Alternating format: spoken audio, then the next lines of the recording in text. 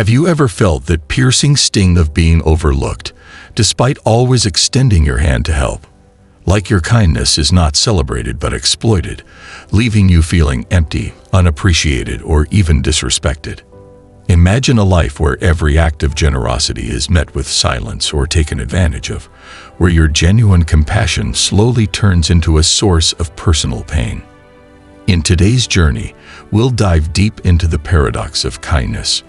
We'll see why even the most sincere acts can sometimes lead to being disrespected, and how the Stoics, emperors, and profound thinkers offer us a roadmap to reclaiming our power without sacrificing our humanity. If you've ever struggled with being taken for granted, hit the like button and subscribe for more timeless wisdom. Part 1. The Paradox of Kindness. Understanding the emotional cost. Consider this. You're the person who always shows up, lends an ear, or offers help, even when it means sacrificing your own needs. Over time, that genuine generosity can morph into an expectation. What was once an act of love becomes a demand. And suddenly, instead of gratitude, you're met with entitlement, or worse, disrespect. Stoic philosophy tells us that true kindness springs from virtue and strength, not from a fear of rejection or an overwhelming need for approval. As we unpack this paradox, ask yourself, is your kindness a free gift, or is it tied to an expectation of reciprocity? Take a moment, close your eyes if you must, and recall a time when your kindness felt more like a burden than a blessing. Let that feeling guide you into today's exploration. Part 2. The Hidden Pitfall, when kindness becomes people-pleasing. Marcus Aurelius once said, "You don't have to turn this into something. It doesn't have to upset you." Yet, if every act of kindness is driven by a desperate need for acceptance, then you're not choosing generosity. You're succumbing to people-pleasing. When our worth is tied solely to the approval of others, our acts lose their purity. Ask yourself, am I helping because it's the right thing to do, or because I fear the consequences of saying no? Stoic wisdom teaches us that our actions should flow from an inner well of strength and self-respect. Spend a few minutes each day reflecting on your motives. Write down your reasons for helping someone. Is it love, duty, or the fear of conflict? This simple exercise can illuminate whether your kindness is a conscious choice or an unconscious reaction. Part 3. Boundaries are sacred. The art of self-respect. Epictetus reminds us, no man is free who is not master of himself. When you forfeit your boundaries, you inadvertently signal that your needs are secondary. True respect, both from yourself and others, starts with setting and maintaining clear limits. Boundaries are not walls to keep others out. They're the guidelines that help nurture our inner garden. By learning to say no when necessary, you protect your energy, your time, and ultimately your peace. Think of your life as a precious resource, like a rare manuscript passed down through generations. Every minute you spend honoring your own needs adds value to your existence. And when you set boundaries, you're not being unkind. You're being honest and self-respecting. If you need to pause, reflect on a moment when setting a boundary helped you reclaim your power. Share your story in the comments below. Your experience might just be the inspiration someone else needs. Part 4. Your worth isn't for sale. Detaching from external validation. Seneca wisely observed, "We suffer more in imagination than in reality." When you tie your self-worth to external validation, you enter a vicious cycle where the price of approval is always rising. In this marketplace of emotions, you end up paying dearly for every kind gesture. Instead of seeking approval, find validation in the act itself.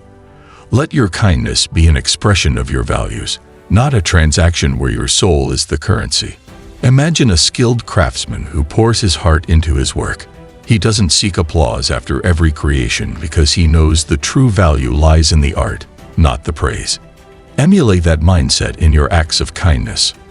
Let the intrinsic reward, knowing you did what was right, be your only prize.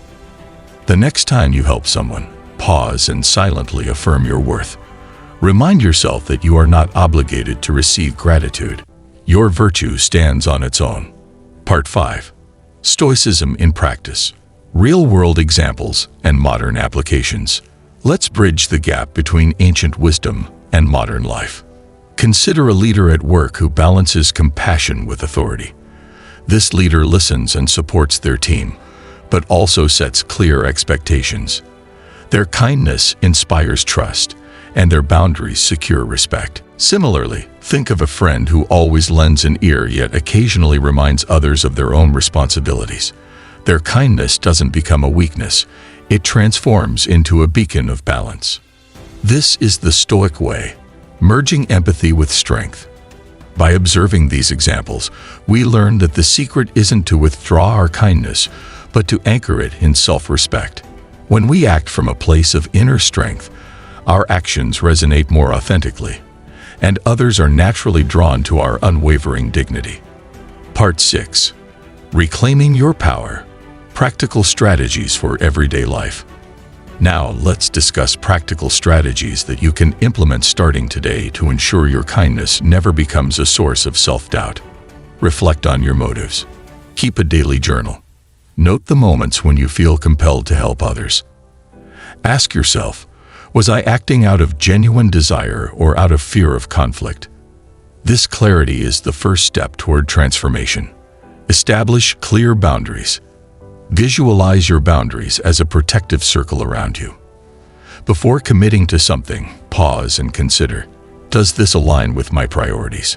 If not, it's perfectly acceptable to say no. Celebrate intrinsic rewards. Shift your focus from external validation to internal satisfaction. Every act of kindness should be a celebration of your values, not a plea for recognition. Practice mindful detachment. Meditate on the impermanence of external praise.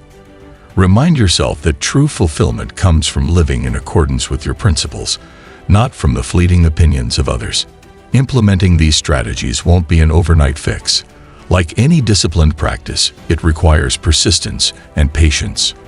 But over time, you'll notice a profound shift, a newfound strength that allows you to be kind without being taken for granted. Part 7.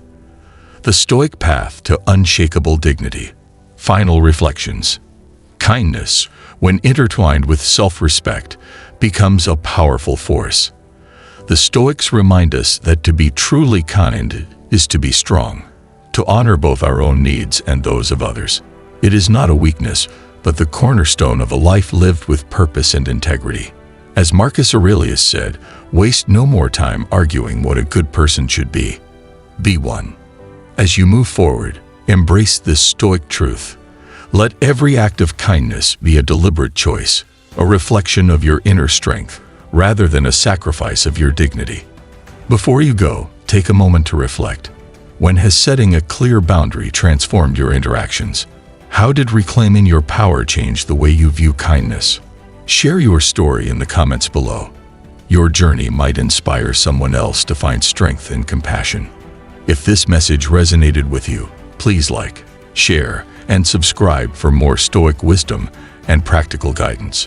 And don't forget to hit the notification bell so you never miss a moment of insight on living a life of integrity and strength.